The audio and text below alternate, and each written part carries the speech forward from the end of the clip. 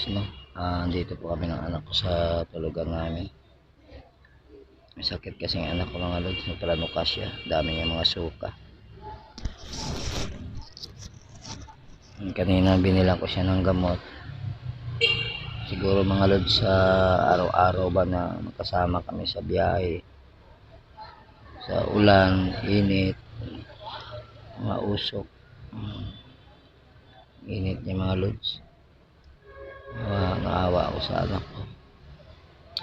Kaya mo yan, anak. Wala sakit sa'yo dito? Sakit ba dito? Hindi. Saan sakit, hay?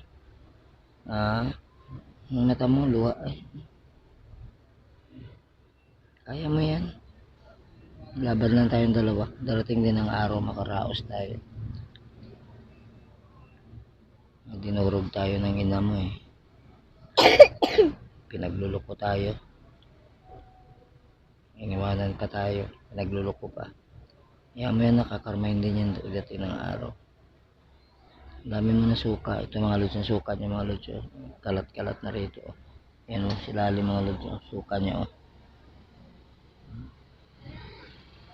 Suka niya yan mga lods. Puno ng plema.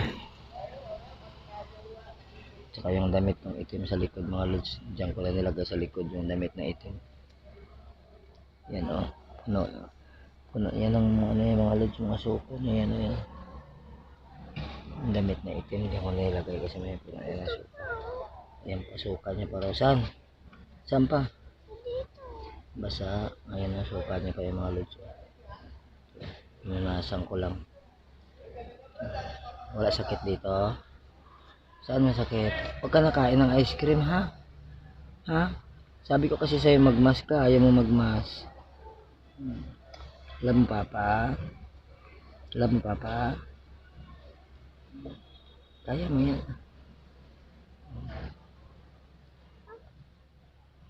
Ate?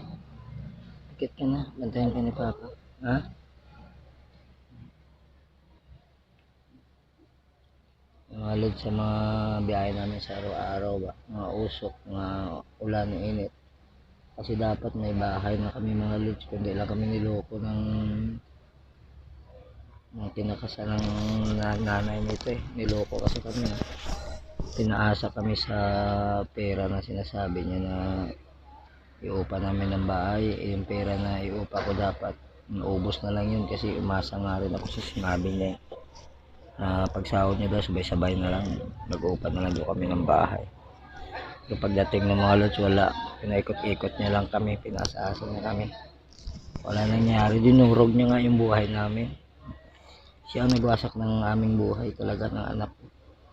Pati ang kanyang mga anak pinaghiwalay niya ng landas ang kanyang mga anak, si Renren sa Bicol at saka ito, nilayo niya sa isa't isa.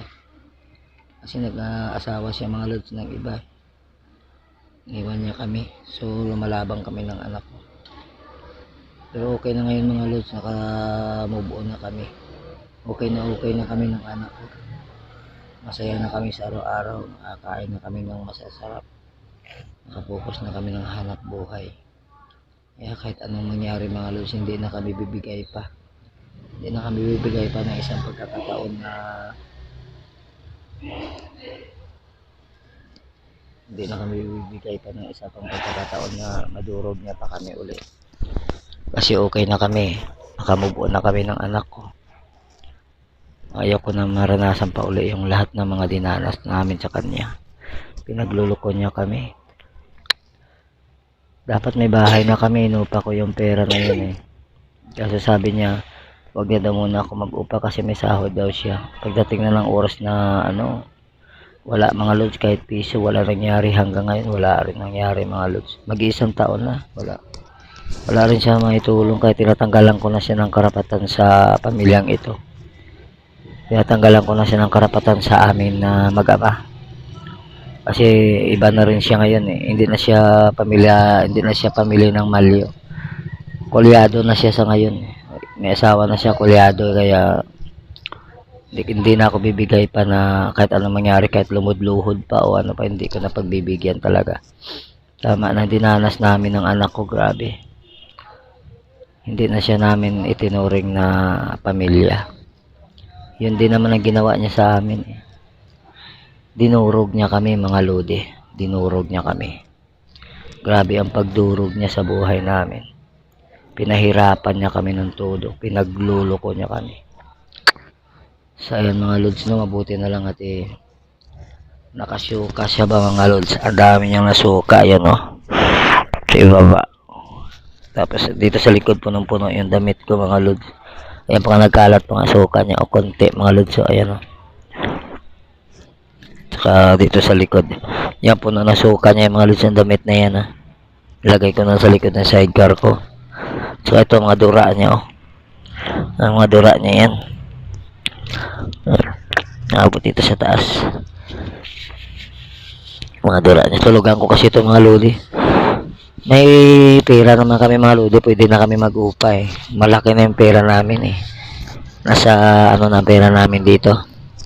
Sa 23,000 na. Kaso lang dalawa lang kasi kami kaya hindi pa ako nag-upa.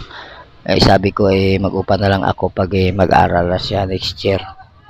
Hindi kaya pag uwi namin ng probinsya. Nasa 23,000 na yung pera ko mga kaludi. Sa pagsisikap ko sa paghanap buhay. Sa pagbibiyahe ng motor. Wala na. Kahit natanggapin pa namin ang ina niya, wala na rin kwenta ang aming buhay. Wala nang kwenta ang aming pamilya. Kasi at sa mga ginawa niya, wala na talaga. Wala na ang halaga. Kahit ano pa mangyari. Masakit dyan. Dito. Bakit? Masakit dito. May sugat ka. Ito yung alagaan kaya ni Papa. Si Papa na yung bahala sa'yo. Uwi tayo ng probinsya. Mag-aaral ikaw doon. Doon tayo mamuhay. Palayo tayo sa problema. Ipon pa tayo ng ipon. Dito. Sige na, pinga ka na. Dito, hindi sakit. Hindi. Ba't ka nagsuka? Ba't dami mong suka?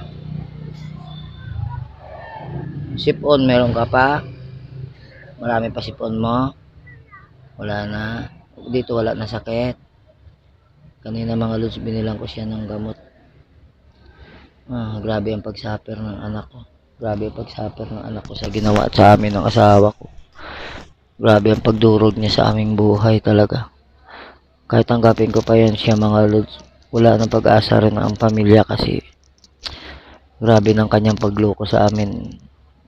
Hindi na maibalik yung lahat ng kanyang ginawa sa amin. Hindi niya na maibabalik. Kaya ganoon na lang mga lods, mas okay na yung ganito kami. Kami na lang ang mamuhay. Masaya na kami dalaw. Kasi dati tinanggap ko rin siya mga lods. Kasi dati mga lods nung bumalik siya, tinanggap ko rin siya nung okay na kami ng anak ko eh. Tapos ayun, tingnan yung ginawa sa amin. Dinurog kami uli. Kaya sabi ko, pagbalik nito, hindi ko natatanggapin. Hindi ko natatanggapin kahit anong mangyari. Bahala na siya sa kanyang buhay. Darating din naman ng araw, wala naman tatakbuhan yun. Kasi kalaban niya na rin ang pamilya niya dahil sa mga kahihiyan.